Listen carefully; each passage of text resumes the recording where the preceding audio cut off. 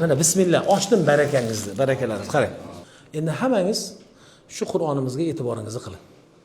Bu Qur'on o'zbeklarimiz aytadilar, ipidan ignasigacha deya. Avvaldan oxirigacha ichidagi yozuvlari, ustidagi muqovalari, ziynatlari. Mana ko'rib tursiz, Al-Qur'onning logosi, ya'ni bizning portalimizning belgisi. Hammasi O'zbekistonda ishlangan. O'zbekistonda ishlangandan keyin nima deyiladi odatda? O'zbekiston mahsuloti deyiladi, to'g'rimi? Lekin biz mahsulot demang deyapmiz. O'zbekistonning barakasi deb atang deyapmiz. Nega? Chunki bu kalamullohdir. Kalamullohga mahsulot bo'lmaydi. Kalamullohga Allohning so'zi, Qur'on bo'lganligi uchun buni nima deymiz? Allohni O'zbekiston eliga, dunyo musulmonlariga bergan barakasi deymiz.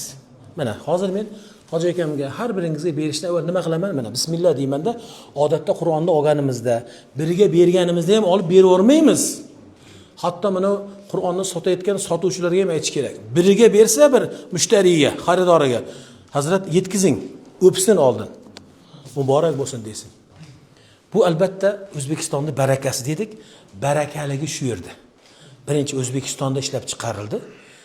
Asosan barakasi budir. Ichini ochasiz. O'zim ochganda ochdingiz, qarang. Shuni bitta hammangiz shunga qarab turing. Mana. Qaraysiz, tepadagi QR kod deyiladi. Hozirgi bu nima kompyuter va telefonlar tilida. Mana shu ham bir baraka. Shu oddiy bijir bo'lib turgan bilan ishoning, mana shu joyga aynan meni to'liq Qur'onimni basmaladan boshlab minal jinnati wan nas deb joylashtirgan. Hamma sahifaga qo'yib chiqqan. Shunday telefoningizni olib kelasiz, qo'ysangiz rasm chiqadi, bitta sariq chiqadi, ustini bosing Hoji aka deydi. Bossangiz men Bismillahirrohmanirrohim o'qiyman. Basmaladan boshlab Alhamdulillahi robbil alamin o'qiyman, ozgina turaman. Ar-Rohmanir-Rohim. Nega? Siz men kabi o'zbeksiz. Arab emassiz. Qur'on arabcha. Qiynalib men kabi 27 yillab Misrga borib o'qing demaymizda, mazza qilib o'qing, mana men sizga o'qib beraman deyman. Tekin ustoz. Uyingizga kelaman, 24 soat eshitsangiz ham, "Ey hoji aka, men charchab ketdim-ey" demayman. Bemalol, ko'rdingizmi? Haqiqatda baraka bo'ptimi, yo'qmi? Bo'lib ham bu nima? Namozlarda bir o'tirgan bir halqalarda, munosabatlarda yozilgan emas.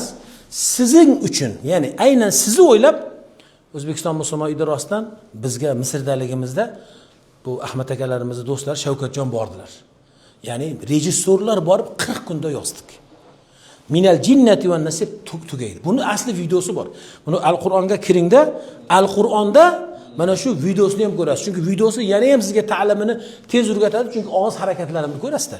Hali ustoz sizga aytadilar, Fathada og'zingizni oching, kasrada pastki jag'ingizni pastga yendiring, dommada cho'nchiting deb aytadilar. Tushunarlimi? O'shanda sizga video kerak bo'ladi. Lekin biz bu yoqda tezroq, qisqaroq eshitishingiz uchun biz nima qildik? Faqat audiosini qo'ydik. Bu birinchi baraka.